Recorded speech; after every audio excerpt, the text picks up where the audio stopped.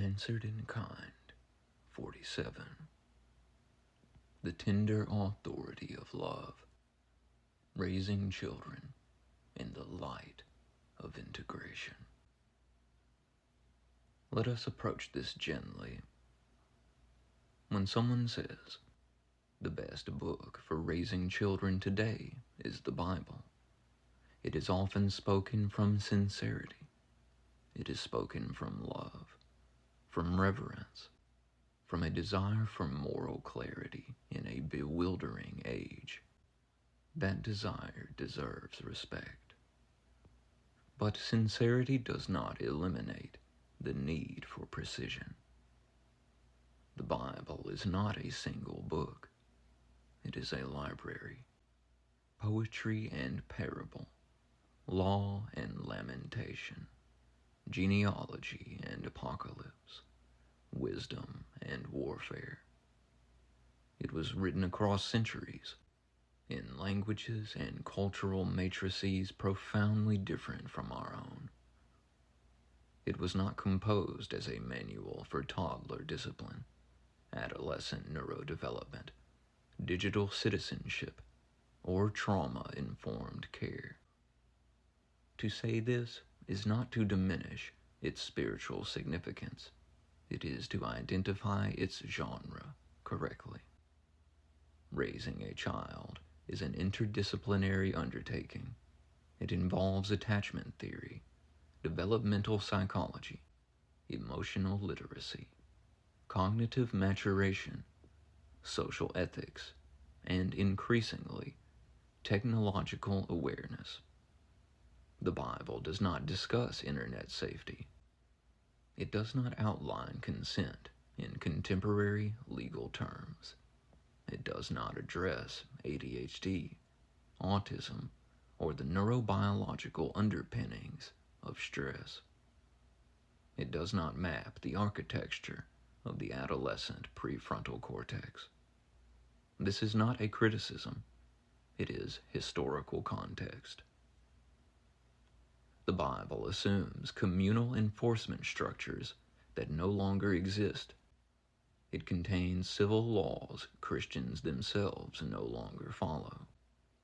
It includes depictions of slavery, patriarchal hierarchy, ritual purity codes, and violent conflict that require contextualization before application. It contains erotic poetry and starkly graphic metaphors unsuitable for early childhood without interpretive framing. Sacred status does not negate developmental sequencing. Children are concrete thinkers before they are abstract thinkers. They process imagery literally before symbolically. When metaphor is presented as physics or apocalyptic vision as cartography, confusion is not rebellion. It is neurological reality. Fear-based instruction may produce outward compliance, but it does not reliably produce inward conscience. Chronic fear dysregulates the nervous system. Shame constricts curiosity. Hypervigilance masquerades as piety, but functions as stress. A child does not first need metaphysical threat. A child first needs secure attachment. Attachment theory is not in Deuteronomy. Neuroplasticity is not outlined in Proverbs. Trauma-informed discipline is not diagrammed in Kings. Yet, these are instruments by which children flourish in our time. There is also the matter of interpretation. The Bible contains multiple creation accounts with differing emphasis. It holds tensions between retributive justice and radical mercy. It portrays both divinely sanctioned violence and nonviolent surrender. Translation differences shape doctrine. Ancient idioms are frequently misunderstood when literalized. Apocalyptic literature is often misread as predictive journalism rather than symbolic protest. And Christianity itself is not singular. Catholic, Orthodox, Protestant, Reformed, Pentecostal, Anabaptist. Each tradition reads faithfully, yet differently. Denominations number in the tens of thousands. When someone says, if your beliefs contradict the Bible, your beliefs are wrong, what is usually meant is, if your beliefs contradict my interpretation within my tradition, they are wrong. That is not dishonesty. It is human limitation. The Bible is not self-interpreting. No text is. Many believers rely more on sermons than sustained textual study. Selective citation shapes theology more than comprehensive literacy. Literalism, often presented as timeless fidelity, is itself a relatively modern posture compared to the layered interpretive traditions of earlier centuries. None of this renders the Bible false. It renders it complex. Complex texts require interpretive maturity. Children are in the process of acquiring that maturity. When disturbing imagery is introduced prematurely, understanding may indeed contextualize it, but understanding must precede exposure, not follow panic. We scaffold films, literature, and academic material according to age. Sacred literature deserves the same care. There is also a deeper psychological dynamic beneath the claim of sufficiency. Parenting is destabilizing. It confronts us with uncertainty. A single divinely sanctioned manual promises epistemic closure. It reduces ambiguity. It offers control. But children are not predictable systems. They are neuroplastic beings shaped by temperament, environment, culture, and relational attunement. No single ancient anthology, however sacred, accounts for all variables. The statement, "The Bible is the best book for raising kids today," often conflates moral formation with cognitive submission. Virtue develops through empathy, modeling, co-regulation, and reflection. Compliance develops through authority and surveillance. If morality depends primarily on being watched by parents or by God, its structure is external. Remove surveillance, and the scaffolding trembles. Conscience must become internal. Fear may produce obedience. It does not reliably produce wholeness. There is also historical development within the Bible itself. Legal codes are questioned by prophets. Wisdom literature wrestles with suffering. Later texts reinterpret earlier ones. The canon contains argument.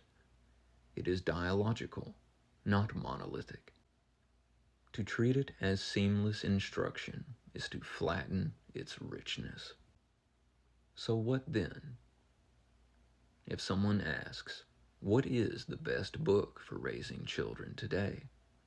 Perhaps the most honest answer is, no single book.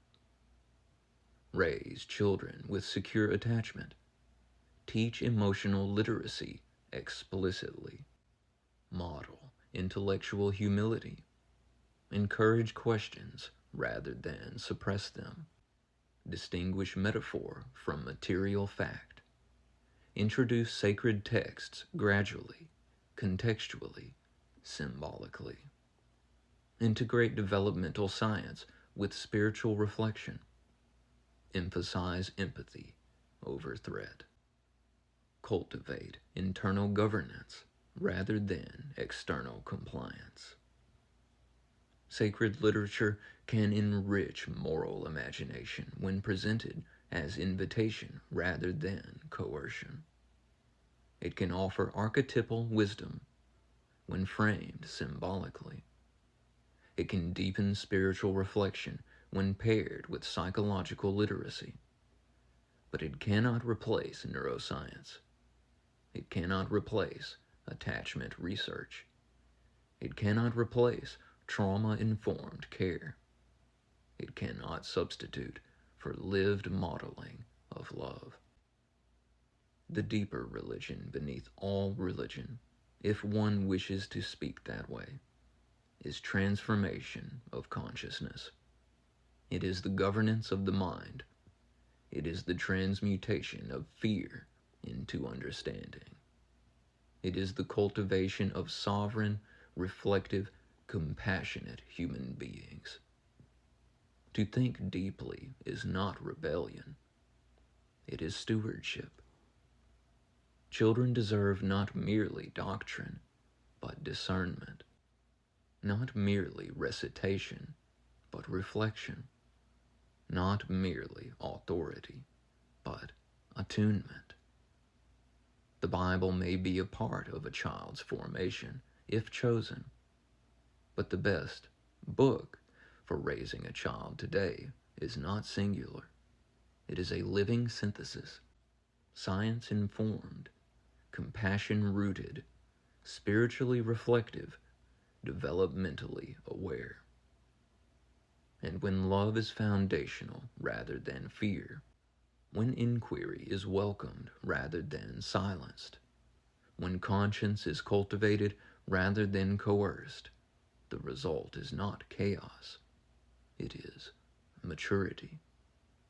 That is gentle. That is precise. And that is sufficient. So then, let the final word be neither rejection nor blind allegiance, but integration. Let it be said gently. No sacred text was ever meant to substitute for love embodied. No anthology, however luminous, can rock a child to sleep, regulate their trembling nervous system, answer their trembling questions with patient eyes. A book may inspire. A parent must incarnate. If there is holiness in raising children, it does not reside in the rigidity of citation, but in the tenderness of attunement. It is found in the quiet moment when a child's fear is met with calm presence rather than metaphysical threat. It is found when questions are welcomed as signs of awakening rather than signs of rebellion. It is found when moral instruction is rooted in empathy rather than surveillance. Sacred texts can be beautiful companions on that journey, read slowly, symbolically, contextually, humbly. They can deepen wonder. They can widen imagination. They can whisper ancient wisdom into modern rooms. But they are not replacements for developmental knowledge. They are not substitutes for psychological literacy. They are not shields against the complexity of raising a mind in a pluralistic, digitized, neurologically intricate world. The truest foundation is not fear. It is secure attachment. Not coercion, but conscience. Not uniformity, but integration. And perhaps the most beatific realization is this. The goal is not to raise children who can recite a text flawlessly, but children who can stand upright in their own awareness, compassionate, discerning, internally governed, unafraid to think, unafraid to love. When love precedes doctrine, doctrine becomes illumination rather than intimidation.